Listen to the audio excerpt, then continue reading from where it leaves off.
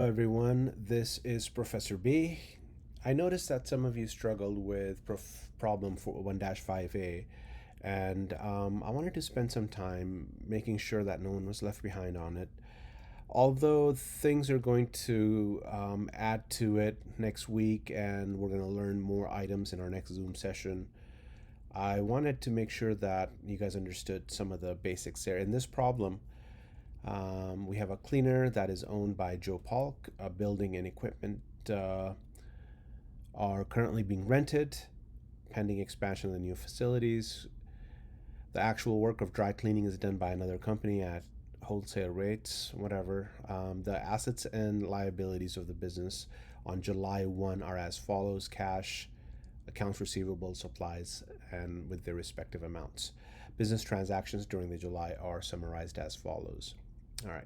So, as you know now, that our number one job in the accounting field is to record transactions.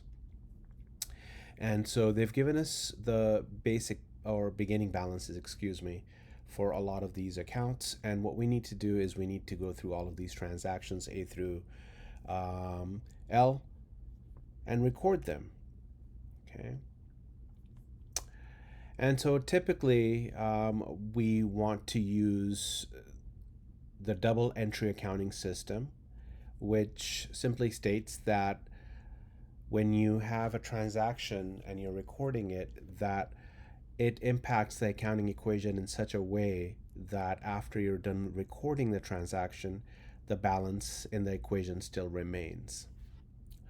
Before we get that far, though, I do want to talk a little bit about the accounting equation once again. Of course, it states that assets equal liabilities plus equity. And we talked about this in our previous session. We talked about how assets are things of financial interest in which you expect to derive benefit from in the future.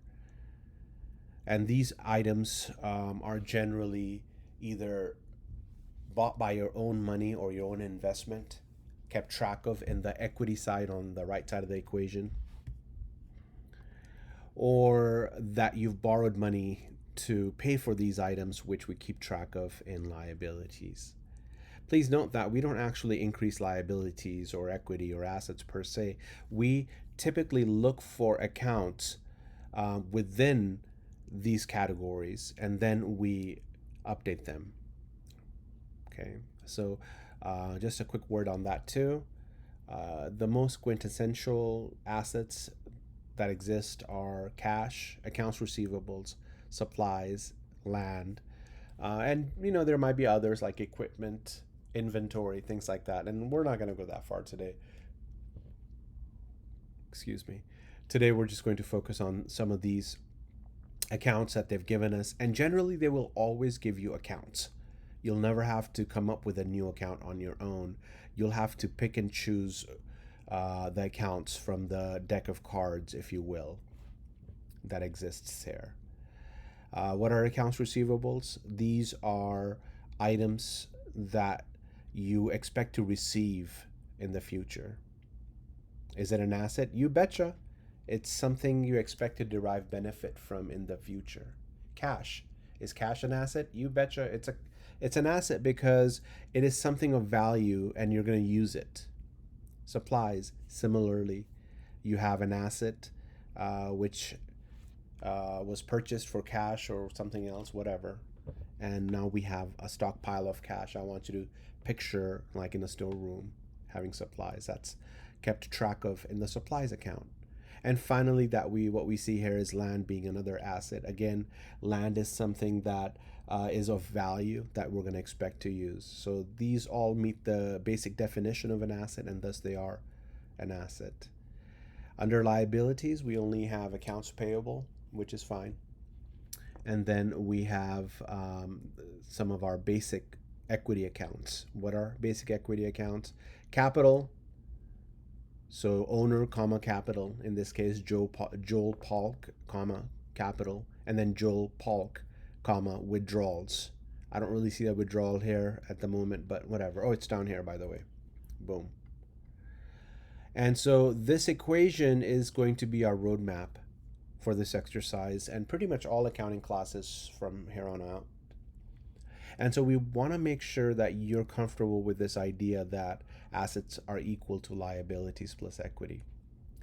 And then we can further expand this equation down here by making sure that we have some place for you to record transactions. So this is kind of a basic view of what it would look like.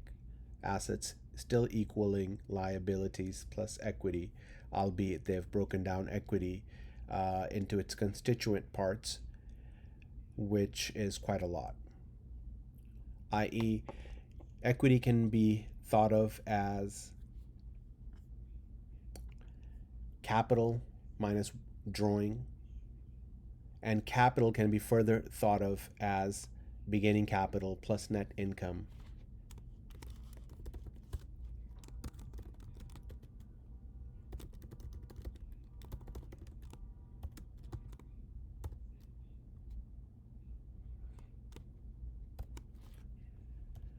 And that would generally be our capital. Because net income is part of capital,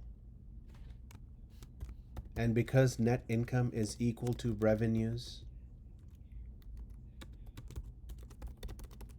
minus expenses, we're just going to pull that out of capital and list it down separately. So you'll notice that, albeit that owner's equity is one category, it has a lot of fun moving parts to it. It has the initial capital plus anything else that affects the initial capital.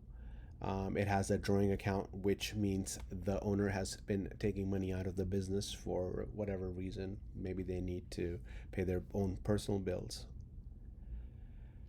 And we just want to keep track of that in that drawing account. And then plus net income, as I mentioned here previously, plus net income. And so net income is equal to revenues minus expenses. We're just going to expand that out here. So we're going to list plus expenses here and minus all, plus all revenues here minus all expenses here. And we're just segregating this so that we can keep track of all of these expenses separately. Okay. So now that you know the basic layout of what we're going to be looking at, let's actually jump into this problem. Initially, they tell us that cash is $45,000 at the beginning, right?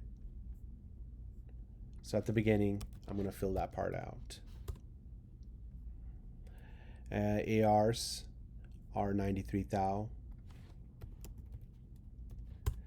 Whenever I have to jump up and down a screen, I typically give myself splits like this, which you'll see the benefit of in just a second if you already didn't know. So we're working on these cells, and I'm just going to put in a split so I can see the top of the screen without having to jump back and forth. Supplies are 7,000,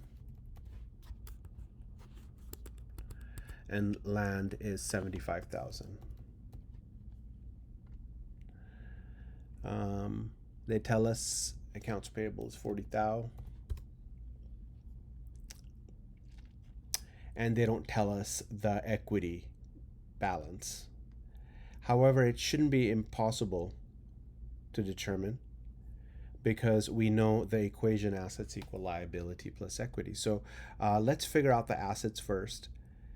And one of the things that I absolutely love about Excel is the fact that you don't have to ever depend on a calculator. You can pretty much do all calculations using formulas. And so if you're new to Excel or if you're unfamiliar with Excel, I highly recommend you go back to our modules, take a look at the Excel tutorial module, go through it. And in addition, if you want to take a look at some videos on YouTube, like a beginner's guide to Excel or something to that effect, it would be very beneficial to you. And once you get that far, you'll realize that you can just add things simply by hitting equal and then plus, another plus, click on the item you want to add, plus this item, plus that item, and just hit enter. So our assets total 220,000. We can simply bring that 40,000 down from there. So if assets are equal to 40,000 in liabilities, then equity must be the difference between the two. And that was what the point of this whole exercise was in the beginning, right? So this amount plus this amount better be 220. And if you go down here, you can kind of see that, which is of course equal to the asset side. There was a pop-up here. I guess we can read that. You guys can read that on your own. All right, so we know now our capital balance is 180,000.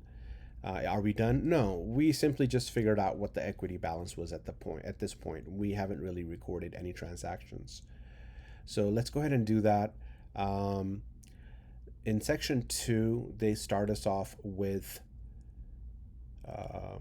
these balances. So I'm just going to copy and paste them down, right? Just Control C and then Control V in the correct sections. What about this? What is this line all about? This column right here is simply one where we're gonna put in plus minuses. So this is not really part of our column. This this really bright green column right here, or cell, this entire column is not going to be something we're going to add or subtract from. It's just going to allow us to put in a plus or a minus if we need it. So this is really the column we want to focus in on, and we went ahead and put in 45,000 from cash because that's the balance for cash. Accounts receivable balance 93,000, so on and so forth. That, and then they put in 180,000 already here, and we just confirmed that in fact it's true. It's 180,000, right? That is all you need to worry about at the onset or at the beginning of this problem. Let's dive into some of these transactions, which we're going to work on next. We're going to look at some transactions here, starting with A. Joel invested additional cash in the business with a deposit of $35,000 in the bank account, in the business's bank account. Okay, so why would an owner do that? An owner might invest additional money in the business, maybe because he doesn't feel the business is doing well, and maybe he thinks it needs a little bit more cash, or he might have plans in the future for it. So for whatever reason, he decided to put in $35,000 into the business's bank account. From the point of view of the business, and by the way, this accounting equation is always concerned with the point of view of the business, right? So this is Delight Dry Cleaners. This is their balance sheet. So from their point of view, they received cash.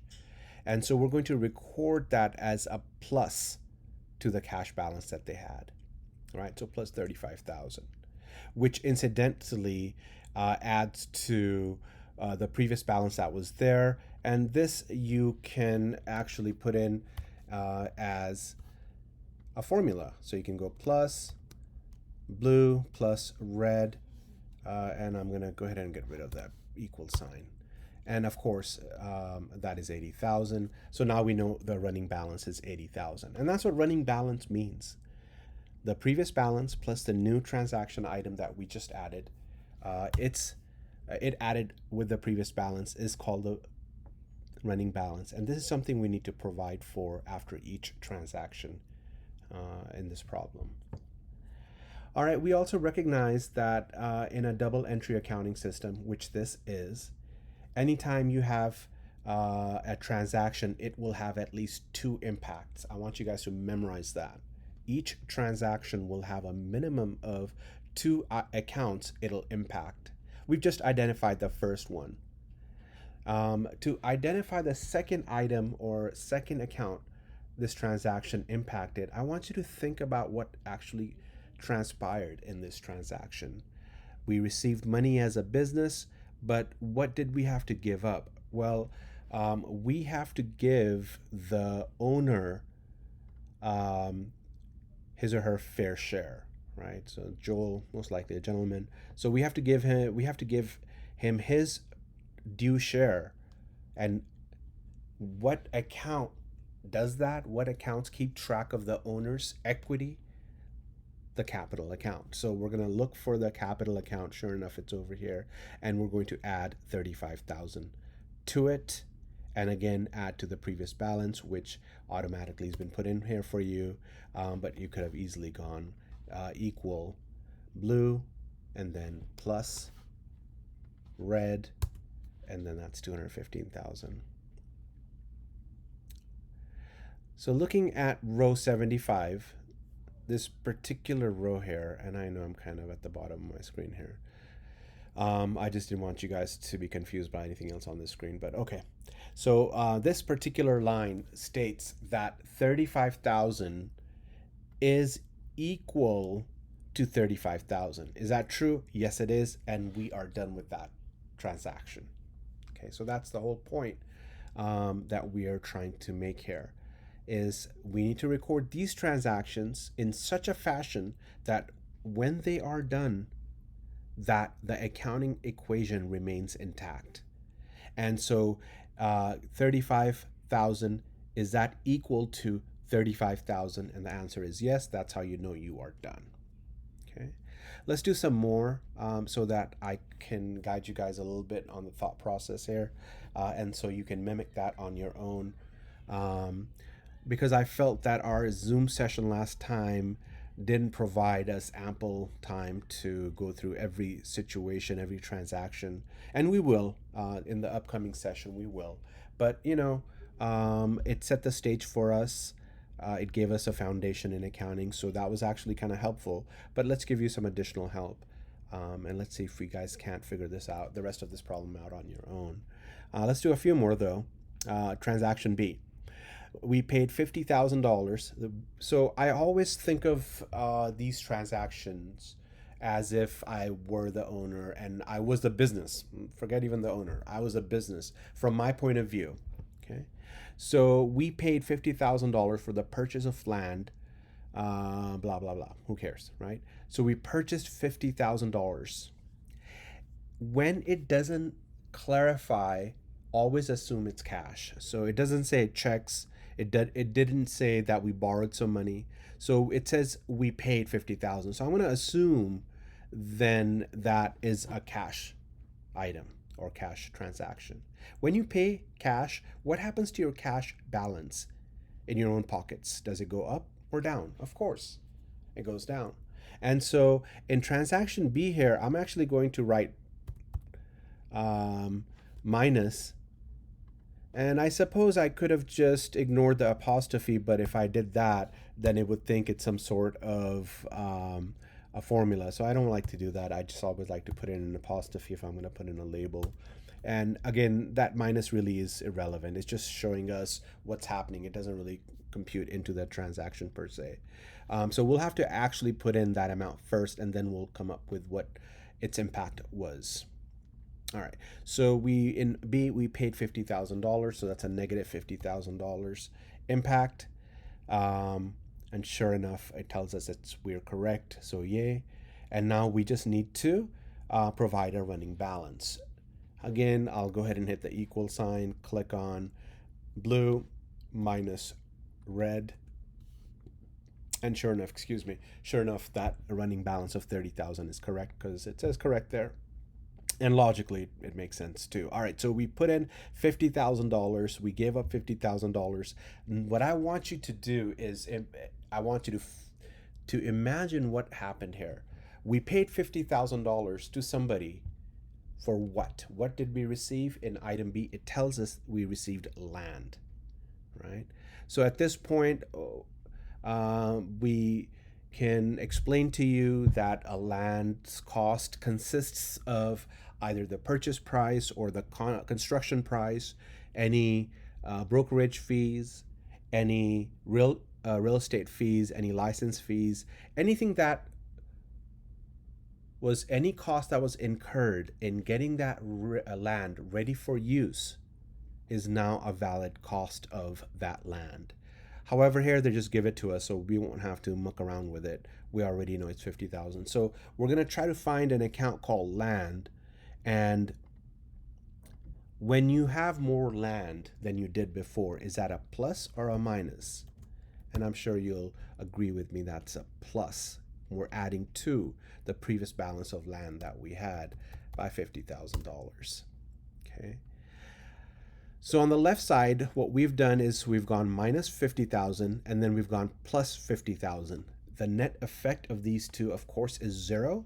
And so the sanctity of this equation, this equal sign, remains And so we're good to go there.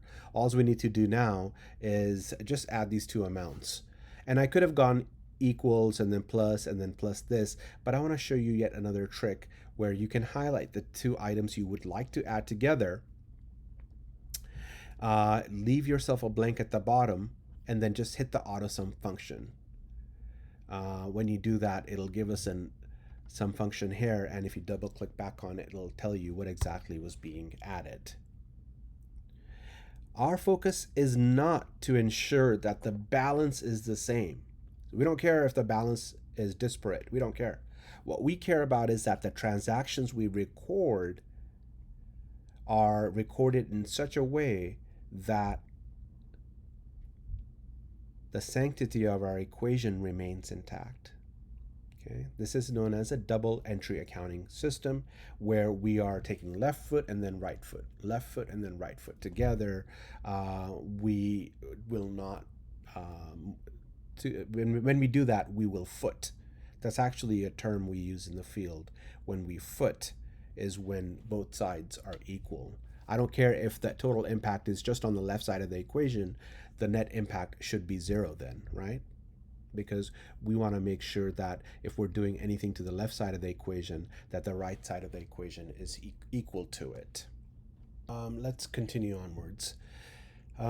So in transaction C, we've received cash from cash customers for dry cleaning revenue, $32,125. Why is this happening? Why are we receiving cash? We're receiving cash because we set up this company to provide dry cleaning services, apparently. Excuse me.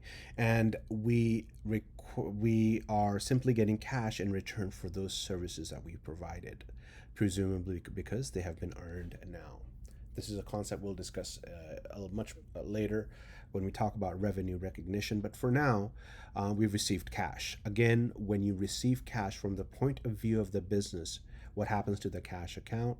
Yep, as you have guessed, it's an addition to our cash balance. So here we simply write down 32,125 as an added component to row 79. And you know what we can do is we can simply add that to the previous balance, right? That's a plus sign, so I'm just going to go ahead and again hit equals, click on blue, hit plus, click on red, and again it will provide us with an updated balance for the cash account as of this transaction. But again, we're not done with this transaction yet, because we need to think about the other side of this transaction. What is it that we gave up or we had to do in order to get that 32,125? We had to provide services. Selling of goods or services is known as revenue. So what we need to do is we need to go onto the right side and we need to identify the revenue account. So I go down here, I look for revenue account. Sure enough, it's right there. And this is the line in which we need to add the actual revenue. So here, I'm just going to put in 32,125. And I'm going to, again, put in a plus sign because we're adding revenue, right? We're adding revenue. We've done some things which earned us some revenue. So we need to keep track of that under the revenue account, which again is part of net income, which is then part of capital, which is then part of equity. We want to separate it out though, and organize it in such a way that we see all of our revenues and expenses and the capital account separately. But just please note that it's all part of owner's equity. All right, so we're going to go ahead and put in that as a revenue component, ensuring that it's in the correct line, and it's not. We should have put something in row 79. So boom, that's where it goes. And I'm going to go ahead and delete that because we were off. What is our balance once we add this new transaction? It's basically this transaction, right? There's nothing back here. It's pretty much zero. So 0 plus 32,125 is 32,125. right? So in the balance row, we're just going to leave 32,125. That is so that let's do a check on this again as well. Is 32,125 equal to 32,125? And the answer is yes. That tells me we're done with that transaction. I'm going to go ahead and pause here because I think this will help you get started on this problem. And although it seems daunting, I feel that you can handle this if you just follow these basic steps. Ensure that the sanctity of the equation is kept each time, and go through all of these transactions. I'm certain you guys can handle it. If you get stuck, please reach out to me, email me. I'll be happy to get you unstuck. You can provide your specific question that you have or your Excel file. Anything you can give me would be helpful, and I promise to get back to you ASAP and help you with it. I hope this video clip was able to help you through this challenging problem. And we're going to cover more items like this in our next session. And so please bring your questions, keep them ready, and I will do my best to help.